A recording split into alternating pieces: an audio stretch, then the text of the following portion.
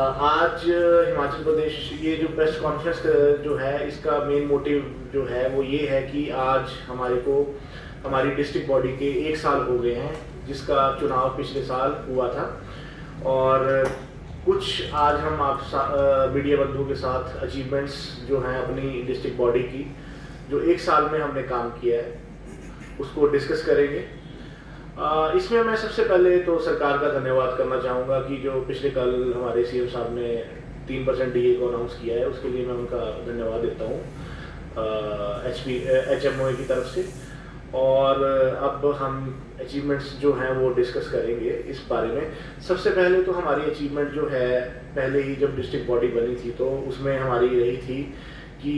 जो हमारी grade pay revision थी हमारी पेरिफेरी डॉक्टर्स को 150% की, तो वो जो इशू था जो ग्रेड पे जो थथी जो नहीं मिल रही थी उस इशू को हमने जो है हाई लेवल पे जाके स्टेट के साथ मिलके और सरकार के साथ मिलके सॉल्व कर लिया और वो 150% ग्रेड पे जो है वो हमारे मेडिकल ऑफिसर्स को मिल रही है इस टाइम पे। दूसरा हमारा सिक्योरिटी का कंसर्न था हमारे हॉस्पिटल्स को लेके,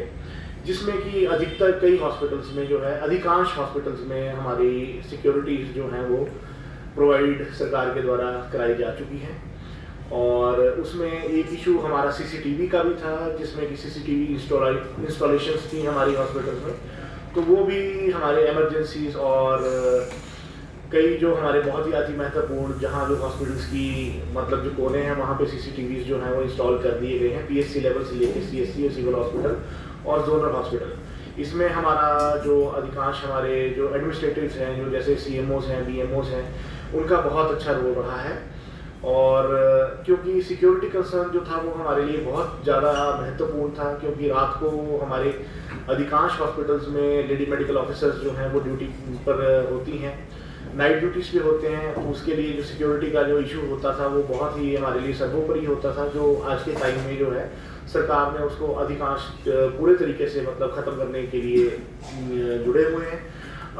दूसरा मैं इसमें आपको एक और चीज़ बता दूंगा कि हमारे कुछ इश्यूज थे रिगार्डिंग ऑनलाइन रजिस्ट्रेशन के रिगार्डिंग, जो हमारी मेडिकल कॉलेज और हमारी एमसीआई या एचपीएमसी आप उसको बोल सकते हैं कि मेडिकल काउंसिल की रजिस्ट्रेशन होती हैं, उसमें भी ऑनलाइन पोर्टल एक चलता है रजिस्ट्रेशन के लिए, तो उसमें भी कुछ हद तक जो है सरकार ने उसको ऑनलाइन कर दिया है जिससे कि हमारे को थोड़ा अच्छा हो गया, नहीं तो हमें शिमला जाना पड़ता था उसके लिए। इसमें मैं एक और चीज़ ऐड अप करना चाहूँगा कि पिछले मिड मार्च में हमने HMO कांगड़ा ने एक एक्टिविटी जो थी क्रिकेट टूर्नामेंट ऑर्गेनाइज कराया था जो स्पोर्ट्स एंड कल्चर एक्टिविटीज़ के अकॉर्डिंग आता है और उसमें फॉलो करता है। तो वो 4 दिन का जो हमारा एक्टिविटी हुई थी उसमें कैबिनेट रैंक के मिनिस्टर जिन्होंने क्लोजिंग भी की थी वाली साहब ने, तो वो हमने बहुत ही सक्सेसफुली तरीके से उसको हमने पूरा कराया, जिसमें कि हमारी शिमला से, चंबा से, हमीरपुर से और बिलासपुर से कई टीम्स आई थी जो क्रिकेट टूर्नामेंट किया विद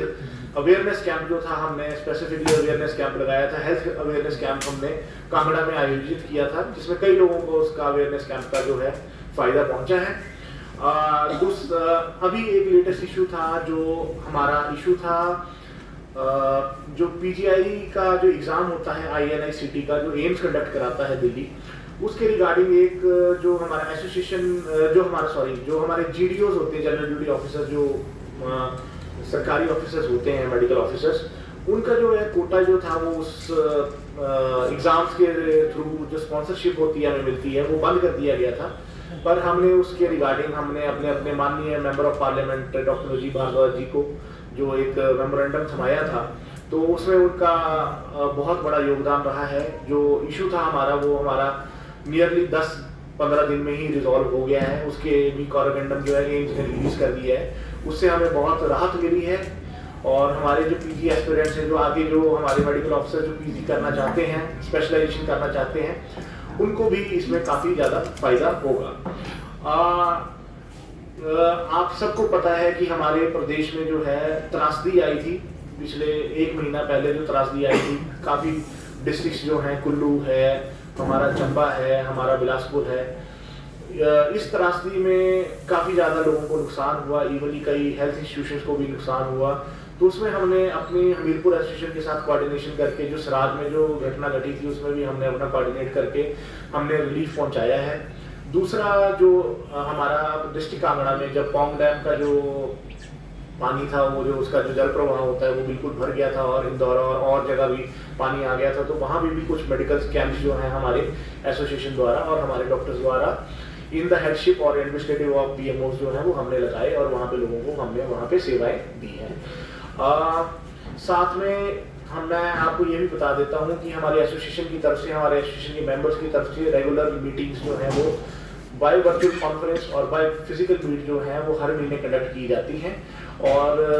साथ में मैं ये भी बताना चाहूँगा कि जो हमारे एक्टिव मेंबर्स हैं उसमें कुछ मेंबर जो हैं हमारे पीजी करने चले गए और कुछ मेंबर जो हैं वो कुछ ट्रांसफ़र हो गए अन्य डिस्ट्रिक्ट्स में, तो उनकी नॉमिनेशंस जो हैं वो भी आज हमने फाइल की हैं। जैसे कि जॉइंट सेक्रेटरी और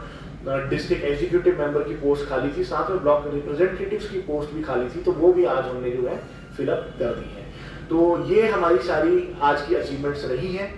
और अब मैं आपको जो आगे आने वाली जो एक्टिविटीज़ हैं और जो हम सरकार के समक्ष जो है अपनी डिमांड जो है रखने वाले हैं, उनके ऊपर भी एक, उनकी वेशभूषा में भी एक मैं आपको बता देता हूँ कि क्या क्या डिमांड्स हैं। उसमें से सबसे पहली डिमांड हमारी ये है कि मैं सरकार से एक बार फिर से दरख्वास्त करूँगा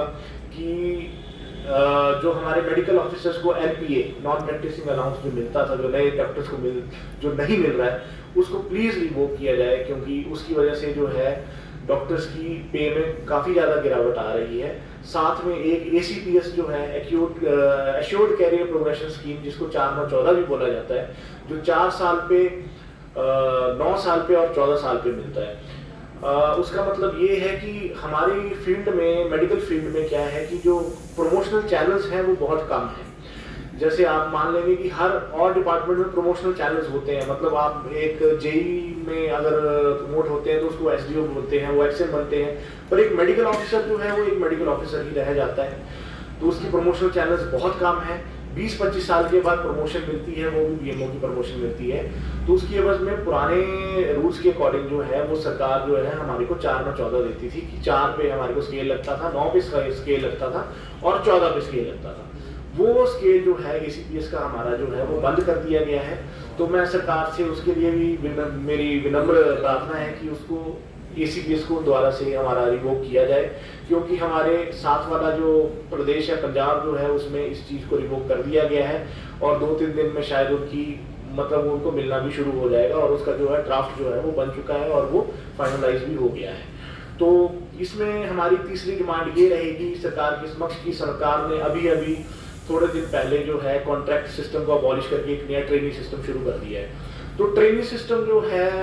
डॉक्टर्स को भी ट्रेनिंग सिस्टम के अनुरूप रखा जा रहा है और मैं ये मानता हूँ कि इस चीज़ का जो इफेक्ट पड़ रहा है वो हमारे लोगों के भी ऊपर इफेक्ट पड़ रहा है, क्योंकि जब एक नया मेडिकल ऑफिसर रिक्रूट होके फील्ड में सर्विस देने आता है तो उसको ट्रेनिंग बोला जाता है और वो लोगों को भी मतलब लगता है कि ये जो है अगर उसको जितना मर्जी आता हो अपने सब्जेक्ट के बारे में, पर वो तब भी जो है वो ट्रेनी कहलाया जाता है। तो किसी को एक ट्रेनी शब्द कह देना ये मतलब उसके आत्मसम्मान को भी ठेस पहुंचती है, मैं समझता हूँ, क्योंकि एक जो नॉर्मल एमबीबीएस ग्रेजुएट होता है वो अपनी 5 साल की पढ़ाई के बाद 1 साल की मैंडेटरी इंटर्नशिप करके आता है। तो 1 साल की मैंडेटरी इंटर्नशिप करने के बावजूद भी जब वो नौकरी पे आ रहा है तो उसको ट्रेनिंग कहा जा रहा है। तो मैं सरकार को बोलूँगा कि प्लीज़ इस वर्ड को भी चेंज करें। और साथ में हमारा एक एनपीए की डिमांड जो मैंने आपके समक्ष रखी है। दूसरी हमारी डिमांड ये है कि जो मेडिकल ऑफिसर्स हैं वो अभी भी कई जगह पे शॉर्ट हैं, बेशक वो पीएससीज हों, सीएससीज हों या सिविल हॉस्पिटल्स हों, कहीं पे 12-12, 15-15, 16-16 पोस्ट जो है वो हैं मेडिकल ऑफिसर्स की, स्पेशलिस्ट की पोस्ट है, पर वो वेकेंट पड़ी हुई है पोस्ट। उसके बावजूद जो हैं 2 या 3 डॉक्टर जो हैं उस सिविल हॉस्पिटल में या बड़े हॉस्पिटल में सेवाएं अपनी दे रहे हैं और 24-24 घंटे, 36-36 घंटे, 48-48 घंटे की जो ड्यूटीज़ हैं वो लोग कर रहे हैं, जिसकी वजह से उसको साइकोलॉजिकल प्रेशर और अपना मतलब अपने घर के बारे में भी वो इतना मतलब नहीं हो पा रहा है कि मैं अपने मतलब टाइम जो है वो घर पे भी दे सकूं। हॉस्पिटल में उसका सारा समय निकल रहा है, पोस्टमार्टम्स में उसका समय निकल रहा है, ओपीडीज में उसका समय निकल रहा है। तो ये डिमांड में मैं सरकार को रखूंगा कि प्लीज़ आप इस चीज़ को जल्दी देखें और जो पोस्ट वेकेंट्स हैं उसको फिलअप किया जाए। तो और इसमें मैं एक सरकार से एक और जो हमारी मांग है वो बोलना चाहूँगा कि हमारे कुछ जो जीडीओस हैं, जो स्पेशलिस्ट जो हैं, वो एसआरशिप करके जो है सेवाएं अपनी दे रहे हैं, उनकी जो है वो प्रमोशन पोस्टिंग्स जो है वो एपी की जो है वो नहीं मेडिकल कॉलेजेस में हो रही है। तो सरकार इसके ऊपर भी ध्यान दे, क्योंकि पोस्ट वहाँ पे भी वेकेंट पड़ी हुई हैं। तो इस चीज़ के लिए लोगों को ही फायदा होगा, हमारी और उनकी डीपीसी रेगुलर नहीं हो पा रही है। तो इसके लिए भी मैं सरकार से यही रिक्वेस्ट करूँगा कि इस चीज़ को भी देखा जाए। और साथ में मैं ये भी बोलूँगा कि जो ये सोशल मीडिया ट्रायल्स आजकल हमारे डॉक्टर्स के ऊपर हो रहे हैं वो भी थोड़े बंद हों, क्योंकि ये ठीक नहीं होता कि किसी